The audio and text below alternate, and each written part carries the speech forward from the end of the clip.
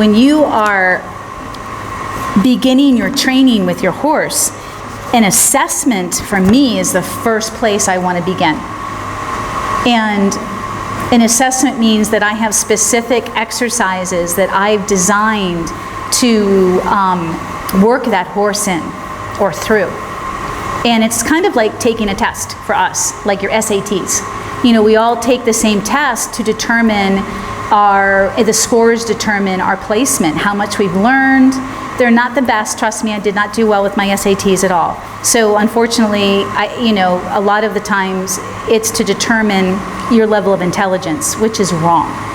But it does give everyone a baseline as far as where your level of education is, what you know, what you've retained, and then most people take their SATs obviously to get into college or a university or a trade school of some sort. So my assessments are like your SAT. I want to put the horse through, all horses, the same exercises, and I want to see how they show up emotionally and physically. And most of the horses emotionally are just very reactive, let alone they don't carry themselves correctly physically. So we have to fix the emotions, and we have to fix the triggers, and we have to fix the damage before we can even get the horse to move correctly. So an assessment is where I literally, hello baby blue and Lovey, where I assess the horse. It tells me, gives me a baseline of information so that then I can come back to the owner and say, this is where we need to begin. We're going to begin with the same curriculum, but this is how we're going to begin, and this is where your horse's strengths and weaknesses are.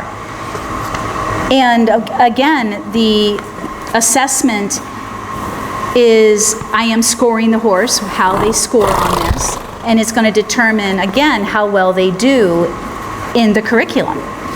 So when people would send their horses to me to be restarted, mostly, to be retrained, of course, they always wanted a good trail horse, a horse that they could walk, trot, and canter on.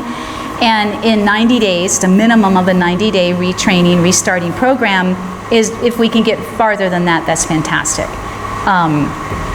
As far as gymnastics and collection and balance and those things. So the assessment gives you a baseline. Oh my. Oh, that feels so good. This is the way it goes. I can be in the middle of a training session, and this is really important, you guys. And I'll talk more about why this is so important. So you might look at this as an interruption, rude, how can I let my horse stand so close to me? What if something spooked my horse, I'm gonna get run over, how dangerous is this? Nope, none of that will happen. And that's a whole nother video. That's a secret to my safety with horses. That's a whole nother video. But what I want you guys to be able to observe is, I think we all want this, right? To feel this safe and loved and wanted by our horses. Safe, loved, and wanted. Thank you, sweetheart. Love you too. So the assessment is about letting the horse tell you what they need. It's not about making the horse do anything. It's about observing how the horse shows up. And that takes a lot of experience, like I said, to be really good at going, wow, I've dealt with hundreds of horses or thousands of horses, and I can identify certain patterns. And being able to identify certain patterns allows you not just to group horses based upon their behavior or their personality type, their nature, but it also, the more you do this and the better you get, it's easier for you to go, I know what tools to use now to help the horse. And there's never just one tool.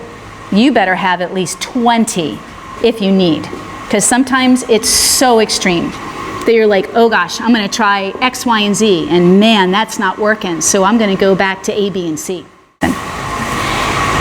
So before I wrap up the assessment, I want to talk about two key areas that I'm looking for when I'm assessing a horse too. I know I talked about how, for you, as the horse owner, how to assess a trainer or a horse professional who says, I want to assess your horse, sure, I can fix your horse. So we went over a couple of key areas on how you need to assess them. Now I'm going to tell you as a trainer, two key areas I'm looking for when I'm assessing a horse. I'm always looking for the horse's mindset and their emotional agility. So I'm scoring the horse on their emotional agility, which I call EA for emotional agility. And what that means is when I bring them into this litany of exercises, this test, I want to see where their mind is, how easy it is for them to learn, how open they are to learning, how trusting or not. And then I want to see how they handle things. So assessing the horse to see how open they are to learning, how much they understand, how easy it is about their mindset. Where's their mind? Because my curriculum, my training method and program is all about developing that mind. The second area is the emotional agility. So that's really about how the horse handles and shows up, how they handle something and how they show up. Do they spook? Are they overly reactive, unconfident? Are they dull, lazy, shut down? Do they go on autopilot? So those are some key words that help to describe what I'm looking for. But again, mindset and emotional agility are the two key areas to my method and my secrets to success with horses, to what you see here, and my secrets to safety with horses. So it's not just the relationship, building the relationship or ride of your dreams. Whoops. It's creating that safety so that your horse, that mindset, it's not just about safety. Safety is just a good, strong word for you guys to lock into. Safety means that horse is going to take care of me, that horse is going to protect me, that horse is going to think about me like they do their baby. So a mama horse ain't going to run away or run over its baby. A mama horse is going to make sure its baby is taken care of and protected to the best of its ability, a good mama. So if you study wild horses like I do, you understand the real nature of horses, not what we are given because someone screwed them up, even at birth. Because we influence them, not nature anymore. But when you study wild horses, you see how healthy they are. It is just mind-blowing. Most people go wrong assessing their horses because they assume they know horses. Their knowledge is very limited. And I'm here to tell you horses are very complex, very interesting. And because they are so complex and interesting, they are challenging in and of themselves, just like we are. And that's without having issues, retraining issues. Just horses in general are complex, emotionally and socially. Most people can't assess a horse correctly, most professionals, because they don't know how to read horses. So they have, one, they don't have a lot of experience with them. They haven't worked with hundreds of horses. Two, they don't know how to read a horse properly. And reading a horse isn't just reading who they are. It's also being able to distinguish their personality, their nature, and their behavior, their nurture.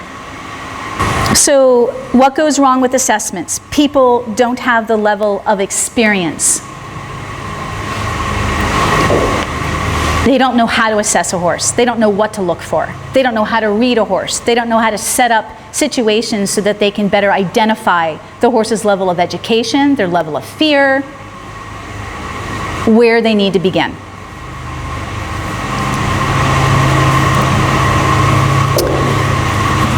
So that's really the strongest point or purpose of this first video here for my blog, is to give you guys an idea, a better understanding of who I am, where I'm coming from, how I work.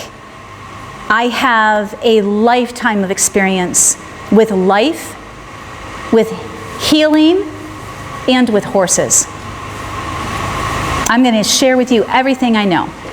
And then I have a amazingly comprehensive, in-depth, results-oriented curriculum, my online training academy, the Tao of Horsemanship Online Training Academy. So yeah, I'm here to sell you me. But more than that, I'm here to share with you and help you. And that is my truest purpose. But I do need to make a living. So I'm not going to deny that. So thank you. Again, welcome, and may you always be one with your horse.